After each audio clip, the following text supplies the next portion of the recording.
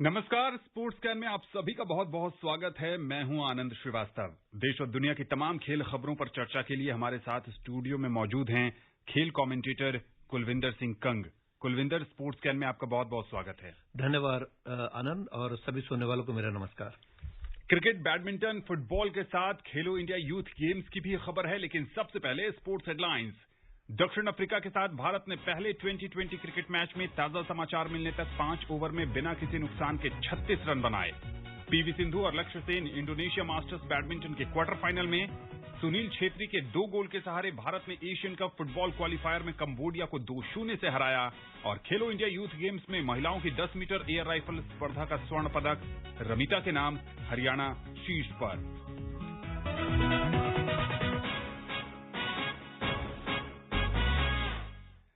सबसे पहले बात करते हैं दिल्ली के अरुण जेटली स्टेडियम में इस समय जो मुकाबला चल रहा है भारत और दक्षिण अफ्रीका के बीच 5 मैचों की श्रृंखला का ये पहला T20 मैच है।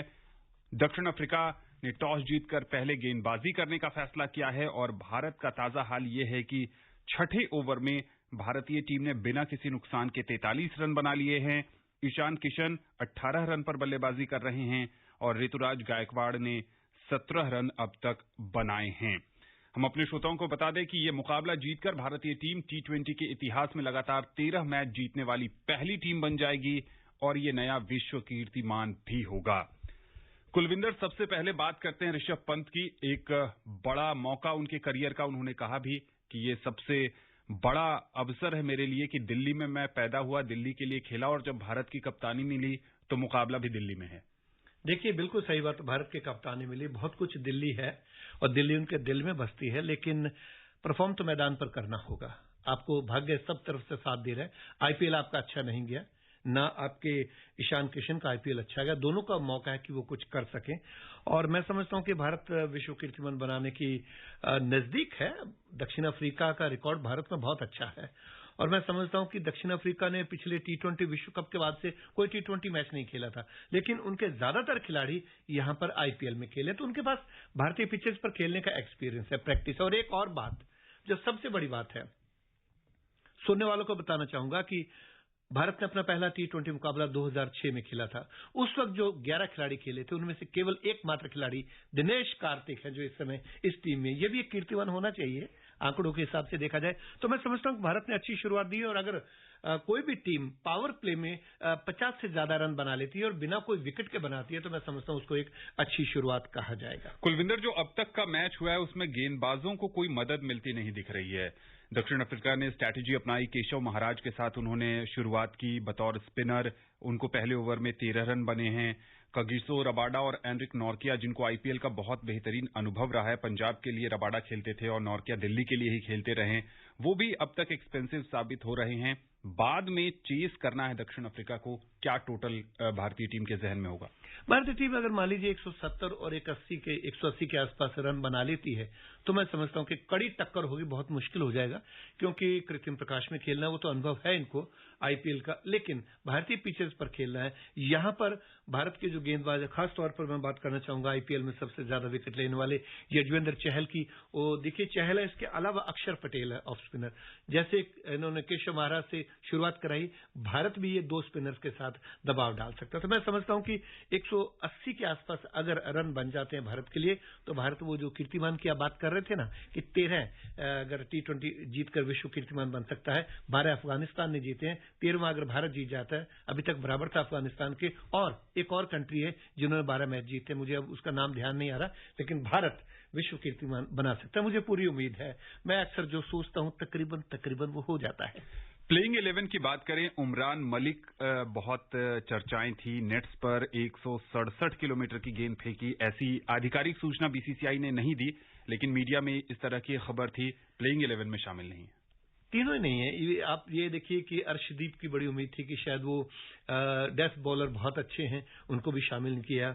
उमरान मलिक को शामिल नहीं किया। रवि बिश्नोई बहुत अच्छी गेंदबाजी करते हैं, तेज गेंदे डालते हैं, लेग स्पिन करते हैं, उनको भी मौका नहीं मिला। और सबसे जो बड़ी बात आप ये देखिए कि दीपक हुड्डा और वेंकटेश अय्यर, यानी कि आप लोकेश राहुल के बाहर रहने के बावजूद भी भारतीय बल्लेबाजी में इतनी गहराई है कि दीपक हुड्डा और वेंकटेश अय्यर जो कि ऑलराउंडर माने जाते हैं, वो उनको बाहर बैठना पड़ा। वेंकटेश अय्यर का आईपीएल अच्छा नहीं गया, लेकिन हुड्डा ने तो 451 रन बनाए हैं, उनको शामिल किया जाना चाहिए था। लेकिन एक एक पोजीशन पर काफी खिलाड़ी है, मुश्किल है। भारत अच्छी शुरुआत है, अभी तक 4 गेंदबाज शामिल किए हैं, कोई फायदा नहीं, और 57 रन बना चुका है भारत पावर प्ले में 6 ओवर के बाद। तो मैं समझता हूं कि अच्छी शुरुआत है। और फिनिशर के तौर पर दिनेश कार्तिक अगर आएंगे, भगवान ना करे वो आए जल्दी, जितने खिलाड़ियों वो रन बनाए 170 180 के पास अगर रन बन जाते हैं तो साउथ अफ्रीका के लिए मुश्किल होगी। हालांकि डेविड मिलर जिन्होंने 481 रन बनाए, इसके अलावा क्विंटन डीकॉक पर नजरें रहेंगी। मैं मेहमान टीम पर ही आ रहा था। उस टीम के पास भी डेप्थ है, डीकॉक हैं, रसी वेंडर डसन हैं, डेविड मिलर हैं, और साथ ही ड्वेन प्रेटोरियस को भी हमने देखा था हाथे खोलते हुए। अंत में रबाडा और पार्नेल भी बल्लेबाजी कर लेते हैं। ठीक है, ये ऑलराउंडर हैं दोनों, जो ड्वेन प्रेटोरियस की आप बात कर रहे हैं, पार्नेल हैं, दोनों मध्यम गति के तेज गेंदबाज भी हैं, ऑलराउंडर हैं। और सीएसके की तरफ से प्रेटोरियस खेले भी हैं, तो यहां पर खेलने का अनुभव है और खुलकर खेलते हैं। T20 का रिकॉर्ड, जैसे मैंने शुरुआत में कहा था कि भारत में उनका रिकॉर्ड बहुत अच्छा है, इस बात को भी भारतीय टीम मद्देनजर रखेगी और मैं समझता हूं कि कड़ी टक्कर देखने को मिलेगी। हाँ, ये है कि 7 बजे मैच शुरू हुआ है तो ज्यादा देर तक लोगों को जागना नहीं पड़ेगा, जल्दी नतीजा आ जाएगा 10:15 के आसपास। छोटा मैदान है दिल्ली का अरुण जेटली स्टेडियम, और देखना होगा कि किस ढंग से भारतीय टीम स्कोर लगाती है। और स्क्वायर बाउंड्री जो है वो बहुत छोटी है, 60 और 61। एक सामने की तरफ 74 मीटर है, अगर आप उस पर छक्का लगाने के लिए जाते हैं तो थोड़ी मुश्किल हो सकती है। स्क्वायर बाउंड्री पे आप मारिए, आराम से आप 6 रन के लिए पहुंचा सकते हैं, और ये करके दिखाया ऋतुराज गायकवाड़ ने अभी। और यहीं पर युजवेंद्र चहल मैच के कंटिंजेंट में आएंगे, क्योंकि फ्लाइट कराते हैं और बल्लेबाजों को ललचाते हैं। देखना होगा कि भारतीय टीम क्या स्कोर बनाती है। स्पोर्ट्स कैन में हम बाद में इस मैच पर दोबारा आएंगे। अब बात करते हैं रणजी ट्रॉफी की। रणजी ट्रॉफी में टॉप 8 के मुकाबले खेले जा रहे हैं। राउंड अप के साथ है मुकेश कुमार। प्रथम श्रेणी क्रिकेट में एक नया रिकॉर्ड बना है। ये रिकॉर्ड रनों के लिहाज से सबसे बड़ी जीत का है। मुंबई ने रणजी ट्रॉफी के क्वार्टर फाइनल में उत्तराखंड को 725 रन से हराया है। ऑस्ट्रेलिया में 1930 में न्यू साउथ वेल्स ने क्वींसलैंड को 685 रन से हराया था। यानी फर्स्ट क्लास क्रिकेट में अब तक रनों के लिहाज से ये सबसे बड़ी जीत थी। 92 साल बाद मुंबई ने ये रिकॉर्ड तोड़ा है। अगर 88 साल पुराने रणजी टूर्नामेंट की बात करें तो इससे पहले सबसे बड़ी जीत का रिकॉर्ड बंगाल के नाम था। बंगाल ने दिसंबर 1953 में ओडिशा को 540 रन से हराया था। भारत में खेले गए ओवरऑल फर्स्ट क्लास मैचों में सबसे बड़ी जीत का रिकॉर्ड साउथ जोन के नाम है। साउथ जोन ने वर्ष 2011 में दलीप ट्रॉफी के मुकाबले में सेंट्रल जोन को 552 रन से हराया था। मुंबई ने 8 विकेट पर 647 रन पर अपनी पहली पारी घोषित की थी। उसके बाद उत्तराखंड की टीम पहली पारी में 114 रन ही बना सकी। मुंबई ने दूसरी पारी 3 विकेट पर 261 रन पर घोषित कर दी थी। उत्तराखंड को जीत के लिए 795 रन का लक्ष्य मिला। इतने बड़े लक्ष्य के जवाब में उत्तराखंड की टीम 69 रन ही बना सकी। टॉप 8 के अन्य मुकाबलों में मध्य प्रदेश और उत्तर प्रदेश ने भी जीत दर्ज की। बेंगलुरु में मध्य प्रदेश ने पंजाब को 10 विकेट से हराया तो उत्तर प्रदेश ने कर्नाटक पर 5 विकेट की जीत हासिल की। चौथे क्वार्टर फाइनल के चौथे दिन का खेल समाप्त होने तक बंगाल ने झारखंड पर 551 रन की बढ़त बना ली थी। Mukesh Kumar, sports can. रणजी में मुंबई की टीम का बोलबाला हमेशा से रहा है और एक और कीर्तिमान उन्होंने अपने नाम दर्ज कर लिया। बिल्कुल, 725 रनों से अगर आप जीतते हैं तो एक बहुत बड़ा कीर्तिमान है।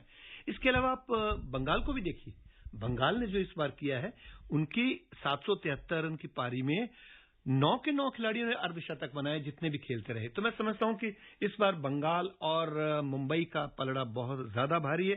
दूसरा सेमीफाइनल मुंबई और उत्तर प्रदेश के बीच में होगा और पहले सेमीफाइनल में मध्य प्रदेश के सामने संभवतः बंगाल ही जीतेगा, क्योंकि पहली पारी के बढ़त के आधार पर। जो उत्तर प्रदेश ने कर्नाटक को उस मैच में हराया है, मयंक अग्रवाल यहां भी फ्लॉप रहे। देखिए, भारतीय टीम के साथ यही है कि जल्दी ही भारतीय टीम में आ जाते हैं, थोड़ा सा चमकते हैं। कई ऐसे खिलाड़ियों का नाम लेना चाहूंगा, विजय शंकर हैं, इसके अलावा आप मयंक अग्रवाल की बात कर रहे हैं। हालांकि मयंक अग्रवाल ने कप्तानी करी थी पिछली बार आईपीएल में, तो मैं समझता हूं कि एक कंसिस्टेंसी होनी चाहिए, वो नहीं है। लगातार अच्छा प्रदर्शन आप कीजिए, और अगर आप नहीं कर पाते तो आपको पुश करने वाले बहुत से खिलाड़ी हैं। एक एक सीट पर 5-5, 6-6 खिलाड़ी दरवाजा नॉक कर रहे हैं। तो मयंक अग्रवाल फ्लॉप रहे, ये बिल्कुल सही आपने कहा, और यहां पर थोड़ा सा मुश्किल उत्तर प्रदेश 5 विकेट से जीता है। और यहां पर जो मुकाबला चल रहा है अभी बंगाल और झारखंड के बीच, 551 रन की बढ़त हो गई है बंगाल के पास। 3 विकेट खोया है उन्होंने अपनी दूसरी पारी में। मनोज तिवारी बल्लेबाजी कर रहे हैं। यहां से झारखंड की राह बहुत कठिन लगती है, बहुत ज्यादा कठिन है, बहुत मुश्किल है। 551 रन की बढ़त है। इसके अलावा आप देखिए कि बंगाल की तरफ से अनुसुप्त मजूमदार ने 117 रन बनाए और सुदीप घरामी ने 186 रन बनाए। तो मैं समझता हूं कि और सभी खिलाड़ी अर्धशतक से ऊपर बना रहे हैं। तो कुल मिलाकर एक सामूहिक टीम का प्रदर्शन इसे कहा जा सकता है। और अगर 1-2 खिलाड़ी झारखंड की तरफ से खेलते भी हैं, रन बनाते भी हैं, तो वो नाकाफी रहेंगे और उत्तर बंगाल को यहां पर सेमीफाइनल में आसानी से पहुंच मिल जाएगी। कुलविंदर, एक और सवाल यहां पर खड़ा होता है कि जो आईपीएल का आयोजन हुआ उस कारण रणजी ट्रॉफी के कार्यक्रमों पर ब्रेक लगा दिया गया। पहले ग्रुप मुकाबले खेले गए, फिर आईपीएल के लिए आपने एक विंडो तैयार किया। आईपीएल के बाद अब जो है नॉकआउट के मुकाबले खेले जा रहे हैं। टीम का मोमेंटम प्रभावित होता है, रिदम टूटता है, कंटिन्यूटी होनी चाहिए। आप ब्रेक कर देंगे, आपको अभी याद होगा इस बार भारतीय टीम को इंग्लैंड दौरे पर जाना है, वो एक टेस्ट मैच दोबारा खेला जाएगा, रीशेड्यूल किया जाएगा, वो रिदम नहीं बन पाएगा जो उस वक्त बना था। यहां पर ब्रेक नहीं होना चाहिए। लेकिन सबसे बड़ी बात है कि ये सारे खिलाड़ी जितने भी अब रणजी में खेल रहे हैं, मैक्सिमम खिलाड़ी आईपीएल में किसी न किसी टीम की तरफ से खेलते रहे, तो कुछ ऐसा शेड्यूल करना चाहिए। और इस बार मेरे ख्याल में, मेरा व्यक्तिगत विचार है कि आईपीएल बहुत ज्यादा लंबा था, इतना लंबा होना नहीं चाहिए। इंजरी भी होती है, खिलाड़ी एग्जॉस्ट भी होते हैं, थक भी जाते हैं। तो मैं समझता हूं कि आईपीएल को तरजीह देते हुए रणजी के ऊपर ये गाज नहीं गिरनी चाहिए। कुलविंदर, आपको और श्रोताओं को बता दें कि बीसीसीआई के हवाले से ये खबरें आ रही हैं कि अगले आईपीएल में 96 मुकाबले खेले जाएंगे और ज्यादा। फिर ये तो रणजी ट्रॉफी साफ ही हो जाएगी। मुझे लगता है लीग मुकाबलों में मैच करवाएंगे, उसके बाद टॉस से जो जीत गया वो जीत गया, यही हो सकता है। फिर इसके अलावा समय नहीं मिलेगा, एक विंडो नहीं मिल पाएगी। जी हां, देखना होगा बीसीसीआई किस तरीके से घरेलू क्रिकेट की सबसे लोकप्रिय लीग को बचाने के लिए और इसको एक नया स्वरूप प्रदान करने के लिए काम करता है। वेस्टइंडीज ने बांग्लादेश के साथ 16 जून से होने वाले पहले क्रिकेट टेस्ट के लिए अपनी 12 सदस्यीय टीम में डेवॉन थॉमस, गुडाकेश मोती और एंडरसन फिलिप के रूप में 3 नए चेहरों को शामिल किया है। न्यूजीलैंड के साथ 2017 में एकमात्र टेस्ट खेलने वाले रेमन रिफर को भी टीम में शामिल किया गया है। अनुभवी तेज गेंदबाज केमार रोच अगर काउंटी क्रिकेट खेलने के दौरान लगी चोट से उबर जाते हैं तो वो भी टीम में शामिल होंगे। पूर्व कप्तान जेसन होल्डर को आराम दिया गया है। बांग्लादेश को कैरेबियाई दौरे पर 3 2020 और 3 वनडे मुकाबले भी खेलने हैं।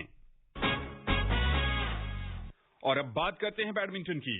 इंडोनेशिया मास्टर्स बैडमिंटन टूर्नामेंट में पीवी सिंधु महिला सिंगल्स के क्वार्टर फाइनल में पहुंच गई हैं। प्री क्वार्टर फाइनल में सिंधु ने संघर्षपूर्ण मुकाबले में इंडोनेशिया की ग्रेगोरिया मरेस्का तुंजुंग को 23-21, 20-22, 21-11 से हराया।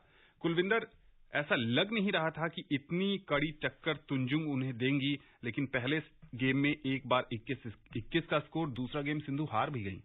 देखिए, ऐसा है, सिंधु के पास अनुभव ज्यादा है, वो खिलाड़ी नई है, लेकिन फिर भी सिंधु का एक वक्त रहा था, अब थोड़ा उतार चढ़ाव वाला प्रदर्शन उनका चल रहा है। और मैं समझता हूं कि महिला बैडमिंटन में अगर देखा जाए, नई पौध नहीं आ रही है, आनी चाहिए, क्योंकि आप कितनी देर तक साइना नेहवाल और पीवी सिंधु के ऊपर निर्भर रहेंगे। नए खिलाड़ियों ने उनको इस तरह से पराजित किया है। तो मैं समझता हूं कि अब नई पौध तैयार की जानी चाहिए और थोड़ा सा अपने जिसको कहते हैं प्रदर्शन पर पीवी सिंधु को ध्यान देना होगा और अपनी जो स्टेमिना है उसके ऊपर भी वर्क करना होगा। मिक्स डबल्स के दूसरे दौर में इस समय अश्विनी पोनप्पा और बी सुमित रेड्डी की जोड़ी का सामना चीन की हुआंग याक्योंग और झेंग सी वेई की जोड़ी से हो रहा है। ताजा हाल यह है कि भारतीय जोड़ी इस समय पीछे चल रही है। पुरुष सिंगल्स में लक्ष्य सेन क्वार्टर फाइनल में पहुंच गए हैं। लक्ष्य ने आज डेनमार्क के रासमस गेमके को 21-18, 21-15 से हराया। अब लक्ष्य का सामना अंतिम 8 के मुकाबले में ताइवान के तीसरी वरीयता प्राप्त चोउ टी चेन से होगा। लक्ष्य से बड़ी उम्मीद थी। हमने देखा टॉमस कप जब हमने जीता तो वहां लक्ष्य का प्रदर्शन आशा के अनुरूप नहीं रहा था। फाइनल मुकाबले में ही वो अपना मैच जीतने में सफल रहे थे। बाकी उसके पहले के जितने उनके इंडिविजुअल मैच थे वो गंवा दिए थे उन्होंने। यहां पर अच्छी शुरुआत। देखिए, एक थोड़ा सा अनुभव की कमी है और अभी युवा है। धीरे धीरे जैसे अंतर्राष्ट्रीय लेवल पर वो आगे बढ़ते जाएंगे। कितना अच्छा प्रदर्शन किया था, वर्ल्ड के टॉप खिलाड़ियों को हरा चुके हैं और शायद मैं समझता हूं कि थॉमस कप भी उन्हीं के बदौलत भारत आखिरी मैच जीतकर वो जीत पाया। तो मैं समझता हूं कि अब यहां से अपनी गलतियों को वो सुधार रहे हैं, सुधारना होगा और भविष्य के सितारे हैं बैडमिंटन के। ये मान के चलिए कि आने वाले ओलंपिक्स में, कॉमनवेल्थ गेम्स में, एशियन गेम्स में लक्ष्य सेन नए कीर्तिमानों के साथ भारत के बैडमिंटन की पताका को लहराएंगे। कुलविंदर, एक सवाल यहां पर खड़ा होता है कि जब आप बात करते हैं कि लक्ष्य सेन युवा हैं, अनुभव की कमी है, तो दुनिया के सर्किट में अगर हम देखें, चाहे टेबल टेनिस हो, बैडमिंटन हो, टेनिस हो, 14 साल, 15 साल, 16 साल के जो लड़के हैं, लड़कियां हैं, वो टूर्नामेंट जीत जाते हैं, ग्रैंड स्लैम तक जीत जाते हैं। और हमारे यहाँ इस उम्र के लोग युवा कहलाते हैं, अनुभवहीन कहलाते हैं। क्या स्ट्रक्चर में कमी है? क्योंकि वो आज 14-15 में जीते हैं तो उनको शुरू कर दे रहे हैं 6-7 साल से तैयार करना। हमारे यहाँ भी इंफ्रास्ट्रक्चर, पहले इंतजार किया जाता है कि वो अपने स्टेट में, अपने स्टेट लेवल पर कुछ छोटा बहुत प्रदर्शन करे, अच्छा है, फिर आगे उसको चुनाव किया जाएगा। बहुत प्राइवेट एकेडमी है 2-3 जो कि खिलाड़ियों को ग्रूम कर रही हैं।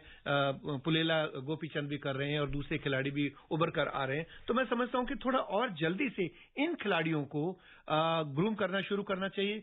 जैसे ये खेलो इंडिया में हो रहा है, यहां से खिलाड़ी उभर कर आते हैं तो उनको जल्दी पिक करना चाहिए, उनको आर्थिक मदद मिलनी चाहिए, उनको प्रॉपर इंटरनेशनल लेवल की ट्रेनिंग मिलनी चाहिए। तो मैं समझता हूं कि ये 14-15 साल तक पे भारतीय खिलाड़ी जीतना शुरू कर देंगे बड़े इंटरनेशनल टूर्नामेंट।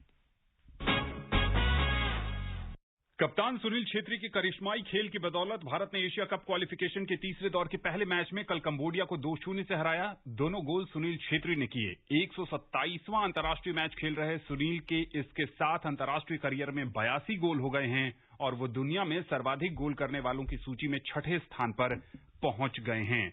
भारत को अगला मैच 11 जून को अफगानिस्तान से खेलना है। वहीं 14 जून को भारत का सामना हांगकांग से होगा। चौथे खेलो इंडिया यूथ गेम्स में आज महिलाओं की 10 मीटर एयर राइफल स्पर्धा का स्वर्ण पदक हरियाणा की रमिता ने जीता। रजत पदक राजस्थान की देवांशी के नाम रहा। भारोत्तोलन में पुरुषों के 102 किलोग्राम भार वर्ग में हरियाणा के आशीष अव्वल साबित हुए। तैराकी में पुरुषों की 200 मीटर ब्रेस्ट स्ट्रोक स्पर्धा का स्वर्ण पदक पश्चिम बंगाल के स्वदेश मंडल ने अपने नाम किया। महिलाओं की 400 मीटर फ्री स्टाइल तैराकी में महाराष्ट्र की अनन्या बाला ने गोल्ड मेडल जीतने में सफलता पाई। पुरुषों की 3000 मीटर रेस का स्वर्ण पदक मध्य प्रदेश के अर्जुन वास्काले के नाम रहा। हॉकी के सेमीफाइनल मुकाबले आज खेले गए। पहले सेमीफाइनल में पंजाब ने झारखंड को 3-0 से, जबकि दूसरे सेमीफाइनल में उत्तर प्रदेश ने ओडिशा को 3-2 से हराया। टेनिस में पुरुष क्वार्टर फाइनल में गुजरात ने त्रिपुरा को पराजित किया। पदक तालिका में हरियाणा 92 पदक जीतकर टॉप पर बना हुआ है। महाराष्ट्र 77 पदक के साथ दूसरे, जबकि मणिपुर तीसरे स्थान पर है। कुलविंदर, हरियाणा के खिलाड़ियों का दबदबा और 10 मीटर एयर राइफल स्पर्धा में कमाल का प्रदर्शन रमिता के नाम। मैं समझता हूं कि हरियाणा इस बार मेजबान होने के नाते उन्होंने बहुत अच्छी तैयारी की है। दूरदर्शन के लिए मैं हरियाणा के खेल मंत्री संदीप सिंह से बातचीत कर रहा था। उन्होंने कहा इस बार हमारे मुख्यमंत्री महोदय और पूरे इंफ्रास्ट्रक्चर में इतना ध्यान दिया गया क्योंकि हम होस्ट हैं। सबसे पहले 2018 में जब ये गेम हुए थे तब हरियाणा नंबर 1 था, महाराष्ट्र दूसरे नंबर पे था। 19 में जब हुए फिर महाराष्ट्र पहले पे आ गए, हरियाणा दूसरे पे। अगले साल फिर महाराष्ट्र पहले पे, हरियाणा दूसरे पर। इस बार हरियाणा बीइंग होस्ट, उनकी कोशिश है कि वो पहला स्थान प्राप्त करें और हर होस्ट की, आयोजक की ये कोशिश रहती है कि हमारे यहाँ सभी आ रहे हैं और हमें तैयारी करनी है। आपने देखा होगा 2020 जब हुआ था एशियन गेम्स, तो किस तरह से जापान ने हॉकी का पदक जीता था एशियाई खेलों में। उनकी तैयारी ऐसी अच्छी थी कि उनको टोक्यो ओलंपिक के लिए तैयारी करनी थी। तो ऐसा ही हरियाणा ने इस बार तैयारी करी है और मैं समझता हूं कि हरियाणा से पार पाना मुश्किल। हाँ, लगातार पिछले 3 बार दिल्ली तीसरे स्थान पर रहा है, इस बार मणिपुर तीसरे स्थान पर आ रहा है। ये दिल्ली के लिए चिंता की बात है। जी हां, मणिपुर का प्रदर्शन शानदार रहा है। और वापस अगर लौटे आज जो भारत और दक्षिण अफ्रीका के बीच मुकाबला इस समय दिल्ली के अरुण जेटली स्टेडियम में चल रहा है, तो 9 ओवर में 1 विकेट पर 87 रन बना लिए है भारतीय टीम ने। ईशान किशन जो हैं 44 रन पर बल्लेबाजी कर रहे हैं और श्रेयस अय्यर उनका साथ दे रहे हैं 10 रन पर। लगभग हाफ वे स्टेज आ चुका है। कुलविंदर, क्या टोटल देखते हैं? अब यहां से तेज गति से रन बनाने होंगे। ऋषभ पंत, हार्दिक पांड्या, दिनेश कार्तिक पीछे हैं। आपने अब देखना नहीं है क्योंकि अब जम चुकी हैं निगाहें। 11 ओवर 66 निर्धारित गेंदें हैं, ज्यादा भी हो सकती हैं वाइड और नो बॉल की। तो मैं समझता हूं कि यहां से आप 170-180 तक पहुंचने का लक्ष्य इन्होंने रखा होगा और मुझे उम्मीद है कि पहुंच भी जाएंगे। अगर अगले 2-3 ओवर तक ये जोड़ी नहीं टूटती तो शायद और ज्यादा भी हो सकता है। चलिए, उम्मीद करते हैं कि भारतीय बल्लेबाजों के शानदार प्रदर्शन के बाद गेंदबाज भी बेहतरीन प्रदर्शन करेंगे और टीम इंडिया इस मुकाबले में अपनी छाप छोड़ने में सफल होगी।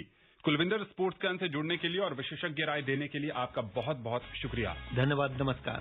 स्पोर्ट्स कैन का आज का अंक यहीं समाप्त होता है। पूरी टीम को दीजिए अनुमति, कल आपसे होगी फिर मुलाकात। तब तक के लिए नमस्कार।